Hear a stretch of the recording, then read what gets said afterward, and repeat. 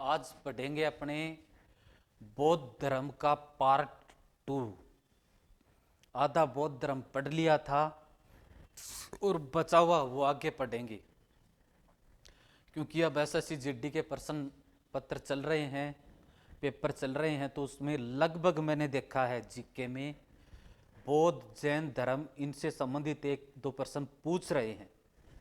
किसी भी एग्जाम के लिए बहुत इंपॉर्टेंट टॉपिक है ये। अपने पीछे के पेपर उठा के देखें तो अभी उनमें कोई न कोई प्रश्न इनमें से आता ही है। तो महात्मा बुद्ध के जीवन की भविष्यवाणी किसने की थी वो यहाँ तक पढ़ लिया था।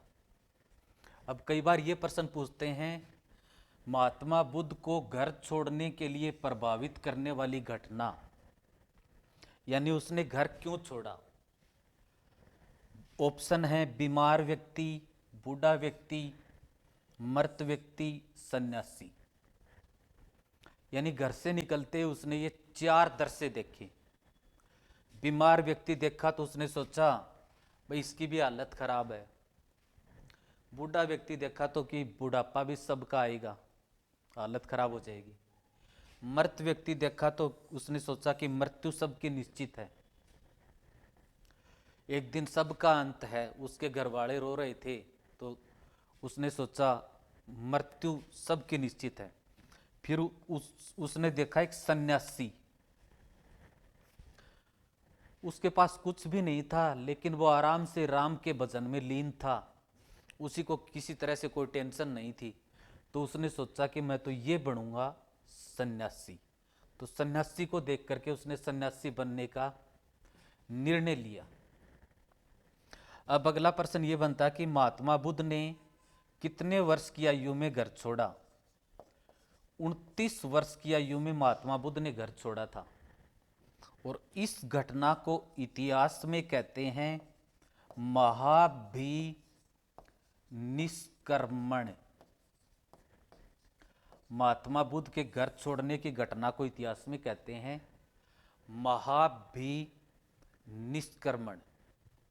फिर देखो, इसने 6 वर्ष की कठोर तपस्या के बाद ज्ञान प्राप्त हुआ। 6 वर्ष की कठोर तपस्या के बाद ज्ञान प्राप्त हुआ। उस घटना को इतिहास में क्या कहते हैं, संबोधि। महात्मा बुद्ध के ज्ञान प्राप्ति की घटना को इतिहास में कहते हैं संबोधि, यानी कुछ ज्ञान हुआ, संबोधि। अब ज्ञान कहां प्राप्त हुआ, वो स्थान, महात्मा बुद्ध को ज्ञान प्राप्त हुआ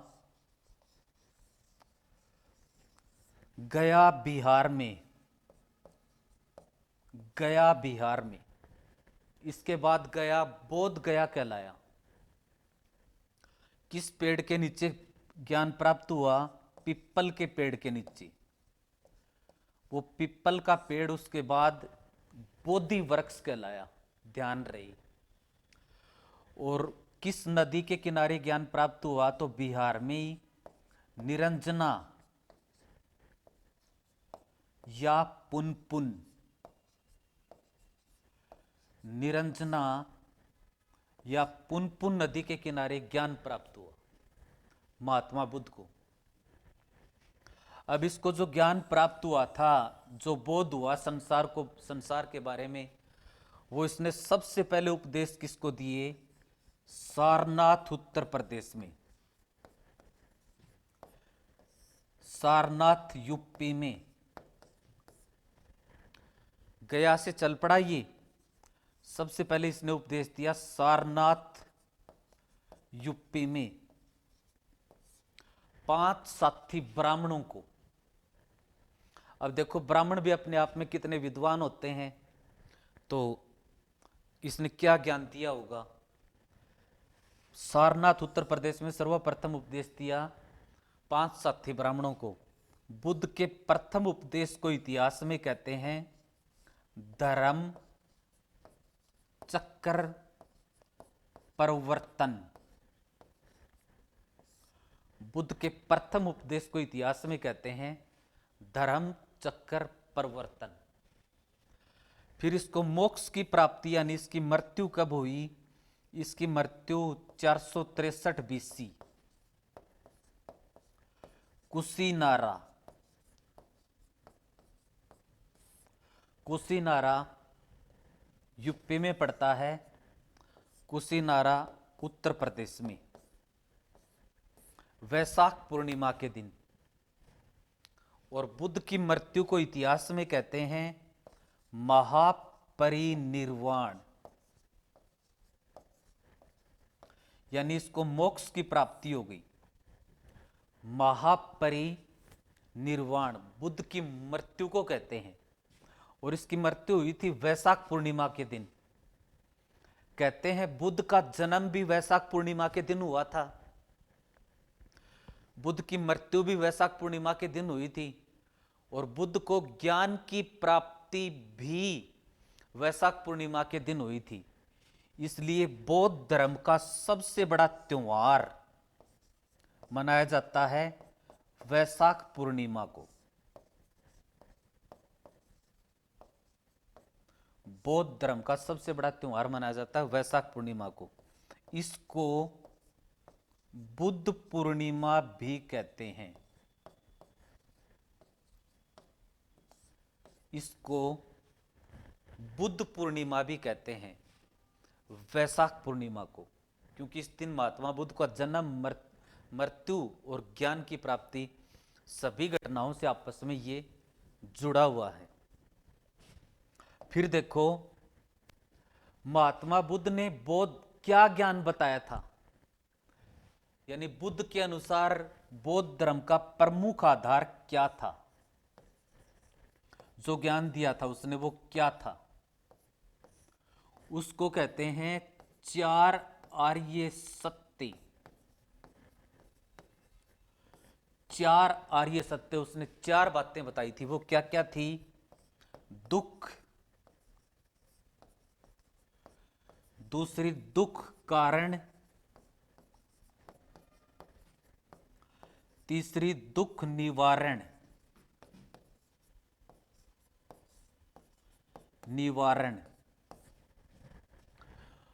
और चौथा दुख निवारण मार्ग,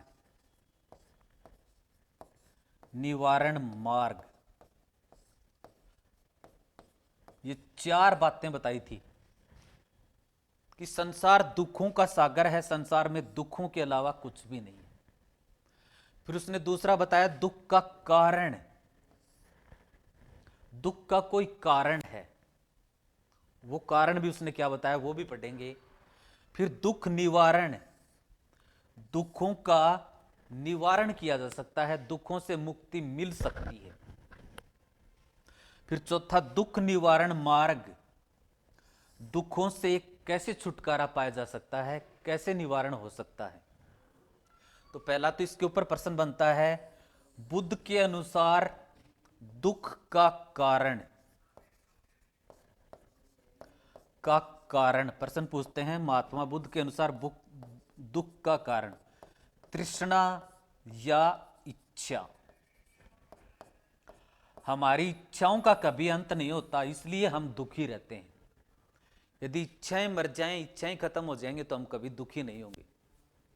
फिर इसने इसका एक सिद्धांत दिया, इसको समझाया, प्रतित्ते समुत्पाद, तृष्णाओं इच्छाओं से संबंधित एक सिद्धांत दिया, प्रतित्ते समुत्पाद। प्रतित्ते समुत्पाद का मतलब है इच्छाओं का अंत नहीं होता। इसका अर्थ है एक इच्छा पूरी होने के बाद दूसरी इच्छा जागृत होना, इसी को प्रतित्य समुत्पाद कहते हैं। इच्छाओं से संबंधित एक सिद्धांत दिया महात्मा बुद्ध ने, उसको प्रश्न पूछे प्रतित्य समुत्पाद का संबंध किस धर्म से है, तो बौद्ध धर्म से है। प्रतित्य समुत्पाद का अर्थ क्या है? एक इच्छा पूर्ति होने के बाद दूसरी इच्छा जागृत होना। फिर महात्मा बुद्ध ने दुख निवारण ये बताया कि दुखों का निवारण किया जा सकता है, दुखों से छुटकारा पाया जा सकता है, तो उसका रास्ता बताया। यानी बुद्ध ने दुख निवारण का कौन सा मार्ग बताया, उसको कहते हैं मध्यम मार्ग या अष्टांगिक मार्ग। मध्यम मार्ग या अष्टांगिक मार्ग यानी जीवन को न तो ज्यादा कठोर तरीके से जियो, न ज्यादा मध्यम रास्ते से, न ज्यादा लचीले रास्ते से जियो, जीवन को बीच के रास्ते से जियो। बुद्ध ने उसी को मध्यम मार्ग कहा। किसी चीज के प्रति कठोर भी मत बनो, लचीले भी मत बनो। तो बुद्ध ने दुख निवारण का कौन सा मार्ग बताया? मध्यम मार्ग। अब महात्मा बुद्ध ने जो उपदेश दिए थे बौद्ध धर्म से संबंधित, उसने ये भी कहा कि आत्मा नहीं होती लेकिन पुनर्जन्म होता है। यानी बौद्ध धर्म के अनुसार आत्मा नहीं होती लेकिन पुनर्जन्म होता है। फिर बुद्ध की मृत्यु के बाद बौद्ध धर्म को बढ़ावा देने के लिए 4 बौद्ध संगीतियां हुई थी। बौद्ध संगीतियां, संगीतियों का मतलब होता है सम्मेलन। 4 बौद्ध संगीतियां हुई थी। संगीतियों का मतलब होता है सम्मेलन, कि भाई बौद्ध धर्म को बढ़ावा दिया जाए। तो इनमें से भी कंपटीशन में प्रश्न आता है। इनको अपने सूत्र बना के थोड़ा और आराम से पढ़ेंगे। सबसे पहले देखो आपको कैसे लिखना है। क्रम संख्या, एक तो बौद्ध संगीति की संख्या, क्रम संख्या। फिर वर्ष, यानी कौन से वर्ष में हुई थी। फिर स्थान, यानी कौन से स्थान पर हुई थी। फिर शासक, यानी उन समितियों के समय राजा कौन था।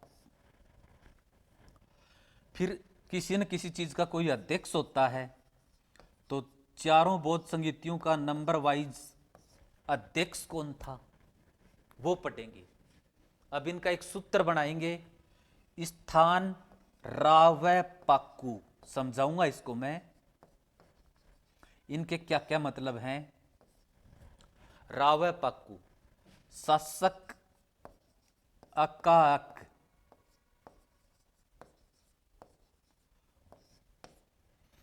अध्यक्ष मसमो, इसका भी मतलब समझेंगे और इनमें से प्रश्न आता है। मसमो। तो प्रथम बौद्ध संगीति क्रम संख्या 1 हुई थी 483 बीसी में, यानी जिस वर्ष बुद्ध की मृत्यु हुई थी उसी वर्ष हुई थी प्रथम बौद्ध संगीति। इस स्थान में रा का मतलब है राजगृह। बिहार में राजगृह का प्राचीन नाम था गिरिवज्र। रा का मतलब है राजगृह। शासक में ए का मतलब है अजात शत्रु। अजात शत्रु हर्यक वंश का राजा था। अध्यक्ष में मैं का मतलब है महाकश्यप, यानी प्रथम बौद्ध संगीति का अध्यक्ष था महाकश्यप। फिर दूसरी बौद्ध संगीति हुई थी इसके 100 वर्ष बाद, यानी 383 बीसी में। 383 में पहली तो ये हो गई राजगृह में। दूसरी में वै का मतलब है स्थान, वैशाली में। वैशाली में पहली अजात शत्रु के काल में, दूसरी में का मतलब है काला शोक के काल में। अध्यक्ष में सै का मतलब है, पहली का तो महाकश्यप, अध्यक्ष में 2 में सै का मतलब है सर्वकामी। सर्वकामी इसका अध्यक्ष था। तीसरी बौद्ध संगीति हुई थी 251 बीसी में। 251 बीसी में स्थान में पा का मतलब है तीसरी बौद्ध संगीति का पाटलिपुत्र। पाटलिपुत्र। शासक में ए का मतलब है 3 नंबर का अशोक, जिसको हम अशोक महान के नाम से जानते हैं, मौर्य वंश का राजा था। और तीसरी बौद्ध संगीति का अध्यक्ष था मोगलीपुत्र तिस्क। मोगलीपुत्र तिस्क तीसरी बौद्ध संगीति का अध्यक्ष था मोगलीपुत्र तिस्क। फिर चौथी बौद्ध संगीति हुई थी 100 ईस्वी सन में, ईसा पूर्व में नहीं, ईस्वी सन में। कहां पर हुई थी? कु का मतलब है कुंडल वन। कुंडल वन कश्मीर का प्राचीन नाम है, कुंडल वन। किस शासक में? कै का मतलब है 4 नंबर, कै का मतलब कनिष्क। कनिष्क के काल में हुई थी। कुषाण वंश का सबसे प्रतापी शासक था कनिष्क, उसके काल में हुई थी। और चौथी बौद्ध संगीति का अध्यक्ष में वै का मतलब है वसुमित्र। वसुमित्र ये इसका चौथी बौद्ध संगीति का अध्यक्ष था। और चौथी बौद्ध संगीति का उपाध्यक्ष था अश्वघोष। अश्वघोष जो कनिष्क का दरबारी विद्वान था। तो प्रश्न पूछे एकमात्र बौद्ध संगीति जिसके अध्यक्ष और उपाध्यक्ष दोनों थे, तो चौथी बौद्ध संगीति। ये इन बौद्ध संगीतियों से संबंधित स्थान है। फिर इस चौथी बौद्ध संगीति पर एक प्रश्न और बनता है। हर्षवर्धन के काल में एक चीनी यात्री आया था। हर्षवर्धन जो 606 से लेकर के 647 तक भारत का शासक रहा, उसके काल में एक चीनी यात्री आया था ह्वेनसांग। ह्वेनसांग ह्वेनसांग ने एक पुस्तक लिखी सी यू की।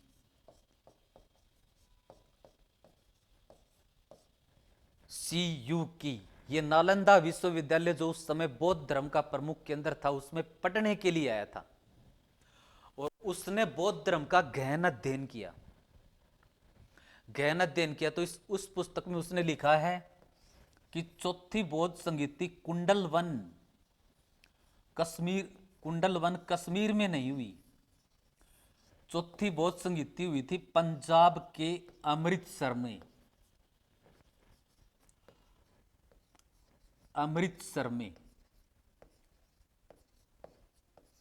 अमृतसर जिसको स्वर्ण मंदिर का शहर भी कहते हैं, सिख धर्म के चौथे गुरु रामदास ने बसाया था। और अमृतसर में स्वर्ण मंदिर का निर्माण करवाया था 5वें गुरु अर्जुन देव ने।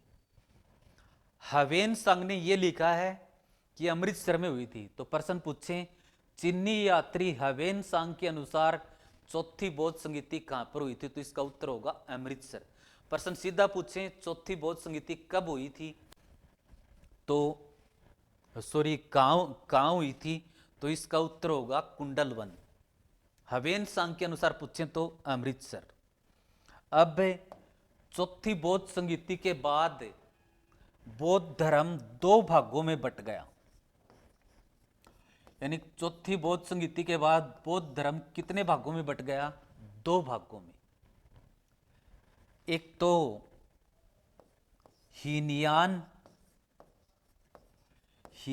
शाखा, जिसको हम कट्टरपंथी कह सकते हैं, यानी महात्मा बुद्ध के कट्टर अनुयायी थे जिन्होंने समय के साथ कोई समझौता नहीं किया। और दूसरा